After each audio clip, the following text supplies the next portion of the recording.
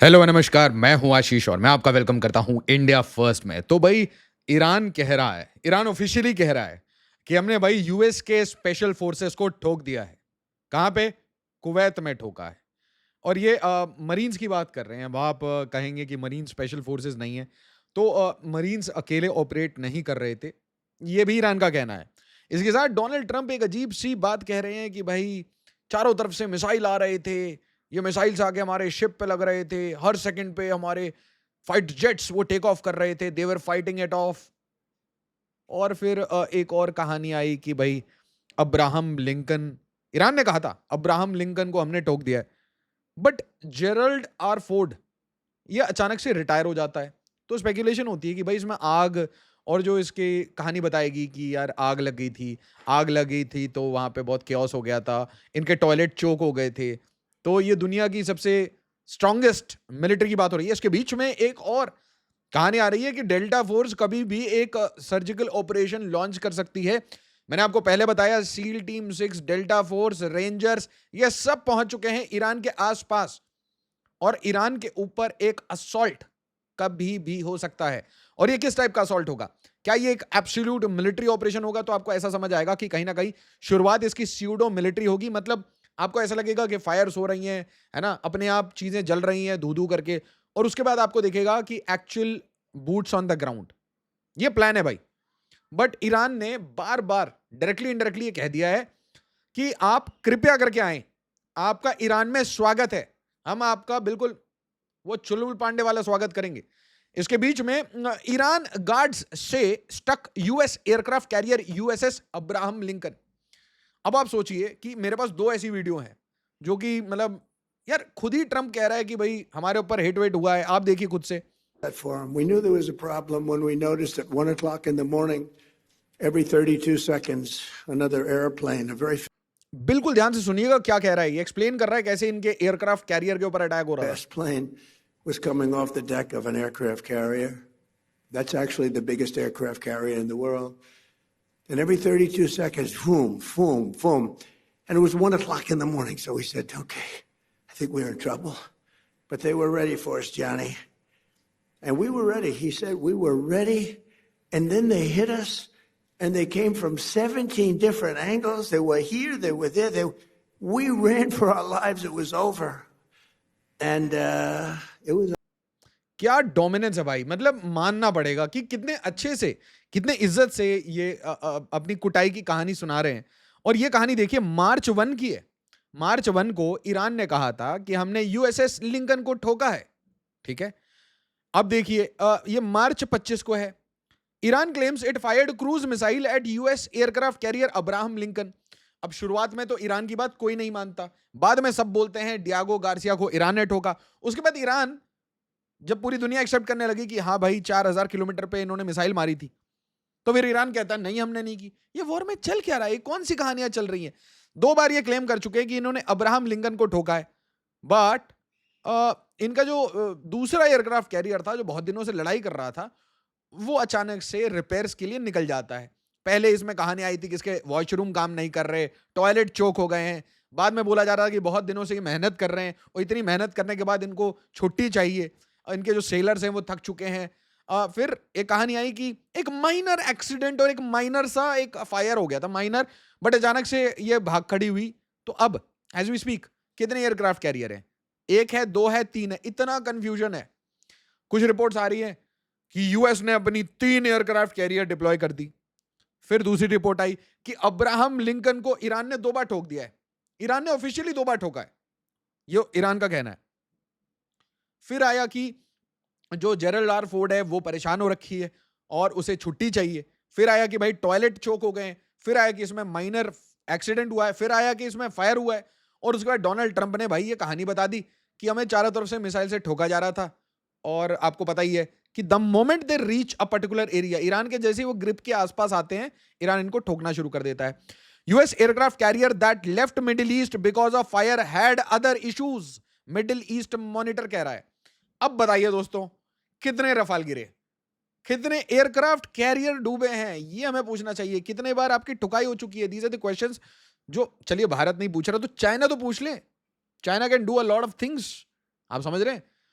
मतलब largest military है, इसके बीच में देखिए टाइम्स ऑफ इजराइल क्या कह रहा है 16 मार्च को, seizing Iran's uranium could take largest special forces operation in history. और खुद अपनी बात नहीं कह रहा, वॉल स्ट्रीट जर्नल कह रहा है हमने कुछ भी नहीं कहा। तो times of Israel wall street journal को कोट करके ये बोलता है, एक आइडिया फ्लोट करता है कि स्पेशल फोर्सेस की हिस्ट्री में, आज तक की हिस्ट्री में, यह सबसे बड़ा ऑपरेशन होगा। अब आप थोड़ा ईरानियन पर्सपेक्टिव देख लीजिए। बिस्मिल्लाहिर्रहमानिर्रहीम در ادامه موج 84م عملیات وعده صادق 4 ये लैंग्वेज ना आपको समझ आ रही है ना मुझे समझ आ रही है, ठीक है, कुछ कह रहे हैं ये लोग, है ना, बट इसकी ना सबटाइटल है, با رمز مبارک یا صاحب الزمان इन्होंने कुछ रिलीजियस कोड वगैरह रखा है। عجل الله تعالی فرجه الشریف نیروی دریایی सेपा naval forces during a surprise operation سپاه طی یک عملیات غافلگیر کننده چندین targeted several gathering centres of مرکز تجمع تروریست های صهیونی آمریکایی در جزیره बुबियान island, ठीक है, Bubiyan island with a combined missile and drone attack. तो उन्होंने ये नहीं बोला कि हमने हमारी कोई कुछ फोर्स वगैरह गई है या हमारे कोई स्पेशल फोर्स है, नहीं, इन्होंने कहा मिसाइल एंड ड्रोन हमने एक साथ آن را مورد تهاجم ترکیبی موشکی و پهپادی قرار داد. در این تهاجم با انواع پهپادهای انهدامی و موشک‌های بالستیک large number of American marines تعداد زیادی از تفنگداران تروریست آمریکایی کشته و مجروحین and the wounded where transfer to the hospital این of تروریست‌ها به بیمارستان‌های صالح الصبا، محمد الاحمد و علی السالم منتقل شدند. تهاجم علیه سربازان تروریست آمریکایی در هر نقطه‌ای از این منطقه تا نابودی کامل آنها از سرزمین مسلمانان به فضل الهی با حملات کوبنده तो भैया from the land of Muslims ये ईरान की बात आ रही है। ईरान कह रहा है कि हमने मरीन्स को दे मारा है, ठीक है। अब ईरानियन सोर्सेस और भी थोड़ा बढ़ा चढ़ा के दे रहे हैं।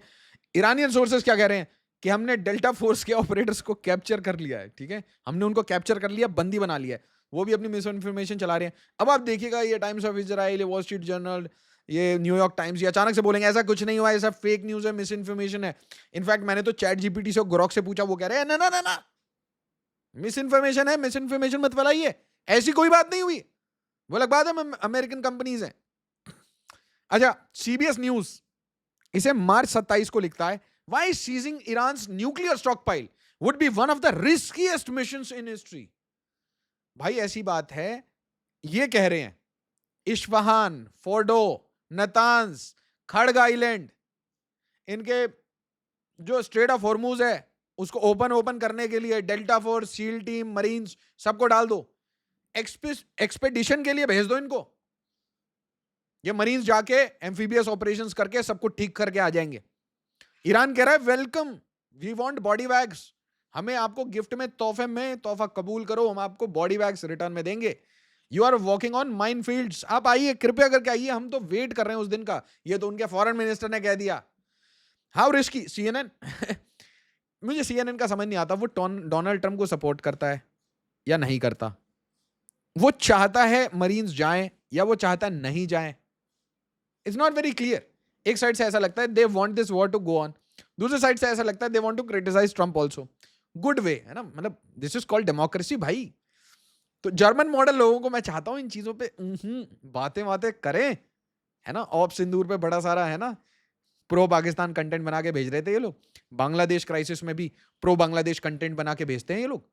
अब मैं चाहता हूं ये कौन सा साइड लेने वाले हैं, ईरान का साइड या, क्योंकि भारत का तो कोई साइड नहीं है, भारत का साइड सिर्फ भारत के इंटरेस्ट है। India first, Bharat first.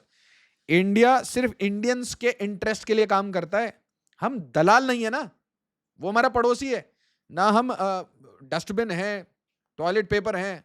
Bangladesh, oh sorry Pakistan, Bangladesh तो कबाड़।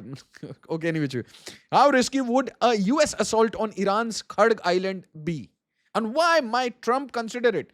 तो ये कह रहा है कि खड़ग आइलैंड में जो ऑपरेशन करने वाले हैं, कौन करने वाला है? इन्फेंट्री तो आनी रही, तो स्पेशल फोर्सेस ही आएगी। एम्फीबियस ऑपरेशंस के लिए मरीन्स आएंगे। फिर आपने ये रेंजर्स क्यों डाले, क्या काम है वहां पे? ऐसा बोला जा रहा है कि ग्राउंड असॉल्ट के लिए ये रेबल्स के साथ भी, इंसर्जेंट्स के साथ भी एज वी स्पीक काम कर रहे हैं। अब देखिए 25 मार्च mirror, Exclusive, dramatic, high risk US Delta Force plan to snatch Iran's nuclear stock revealed. भैया ऐसा है, इनका जो प्लान है वो देखिए क्या चल रहा है. इनका एक प्लान है कि ईरान को इस एरिया से कहीं ना कहीं इन्वेड किया जाए. और अगर आप चाहते हैं तो कमेंट में डाल दीजिए डिटेल्ड वीडियो, तो मैं आपको बहुत डिटेल्ड से ये पत्ते खोल के बता दूंगा कि इस एरिया से अलग अलग फोर्सेस को यूज करके, कोड्स वोड सबको यूज करके यहां से एंट्री, और यहां से बलूचिस्तान को यूज करके यहां से एंट्री, और तालिबान को यूज करके अफगानिस्तान से एंट्री. जी हां, और ये जो पूरा एरिया दिख रहा है ना आपको, ये कोस्ट लाइन एक साथ होगा. और ये जो पूरा कोस्ट लाइन दिख रहा है ना, यहाँ पे आपके ये खड़ग आइलैंड वगैरह हैं, यहाँ पे आपके कुछ लद्दाख आइलैंड वगैरह हैं. तो ये लद्दाख आइलैंड, खड़ग आइलैंड, इनके ऊपर असॉल्ट करना, इनके तेल गैस के इंफ्रास्ट्रक्चर और स्टेट ऑफ हॉर्मुज पे स्ट्राइक करना, ये प्लान चल रहा है. और इसके बीच में कोई कह रहा है डेल्टा फोर्स हम भेज रहे हैं, कोई कह रहा है डेल्टा फोर्स जा चुकी है, कोई कह रहा है डेल्टा फोर्स इनके खड़ग आइलैंड का ऑपरेशन करेगा, कोई कह रहा है सीज फायर होगा. इसके बीच में ईरान कह देता है कि हमने मरीन्स को ठोक दिया है. इसके बीच में डोनाल्ड ट्रंप कहता है कि ईरान ने बहुत सारे मिसाइल हमारे एक बहुत इंपॉर्टेंट एसेट के ऊपर मारे थे. और उसके बाद ईरान कहता है कि हमने अब्राहम लिंकन को ठोका है. बट सर्विस से बाहर जाता है जेराल्ड आर फोर्ड. कितनी कंफ्यूजन है. इस कंफ्यूजन में मान लीजिए कोई ईरानियन कंटेंट क्रिएटर या फिर कोई यूएस कंटेंट क्रिएटर उनके धरती में बैठ के दूसरी कंट्री की बैटिंग करने लगे तो आपको कैसा लगेगा. ऑपरेशन सिंदूर जब चल रहा था ना, तो ऐसे बहुत सारे लोग थे जो इंडिया में बैठ के पाकिस्तान की बैटिंग कर रहे थे. They wanted India to fail. इन लोगों को धुरंधर से भी परेशानी होती है. इनको हर चीज प्रोपेगेंडा लगता है. बाकी ये जो टेररिस्ट वगैरह होते हैं ना, ये हाफिज सईद, इनको साहब, हाफिज सईद जी, आसिम मुनीर साहब बोलते हैं. ऐसे लोगों को आइडेंटिफाई करिए. ये किसी के नहीं है, ये ईरान के नहीं है, ये सऊदी अरेबिया के नहीं है, ये पाकिस्तान के नहीं है, ये मुस्लिम के नहीं है, ठीक है, ये हिंदू के नहीं है, ये किसी पॉलिटिकल पार्टी के नहीं है. गद्दार हैं ये, मूर्ख बना रहे लोगों को. इनको पहचान लीजिए. ऐसे content creators should not exist in India and they should not. और मेरे को इस बात से क्यों परेशानी है, वो बड़े हैं इससे. ओ से एक यार फर्क नहीं पड़ता इन चीजों का, ठीक है. जितनी पढ़ाई उन्होंने 10 साल में की है, उतनी पढ़ाई हमने 1.5 साल में की है, ठीक है. तो जिसे ये पता है कि उसने अपनी किताबें पढ़ी है, जिसे पता है कि भाई वो और पढ़ रहा है, दिन रात काम कर रहा है, उसको टेलीप्रॉम्प्टर की जरूरत नहीं पड़ रही, उसे ऐसे लोगों से कोई फर्क नहीं पड़ता. बट मुझे फर्क इस बात से पड़ता है कि मैं एज अ टीचर बच्चों को पढ़ाता था, तो वो बच्चे जो होते हैं वो यंग इंप्रेशनेबल माइंड्स होते हैं. और ये गधे जो टेलीप्रॉम्प्टर से पढ़ के स्क्रिप्ट पढ़ते हैं, ये हमारी यंग बच्चों का ब्रेन वॉश कर रहे हैं. आप खुद देखिए एक वॉर के टाइम में कितना ग्रे जोन कॉन्फ्लिक्ट चल रहा है, कितनी इंफॉर्मेशन है, कितनी मिस इंफॉर्मेशन है. और इस मिस इंफॉर्मेशन में मैं ढूंढ सकता हूं, मैं ऐसा कंटेंट ढूंढ सकता हूं ऑफ सिंदूर में भी जो कि एंटी इंडिया और प्रो पाकिस्तान हो, और फिर मैं वीडियो बना दूं, इतने रफाल गिरे, ऐसे गिरे, यहां पे वीडियो बनी. या मैं वहां पे पाकिस्तान को परेशान कर सकता हूं कि कराची डन, ग्वादार नेक्स्ट. बाकी समझदार को इशारा काफी है. वीडियो को लाइक शेयर और सब्सक्राइब जरूर करिएगा. एज ऑलवेज, जय हिंद, जय भारत.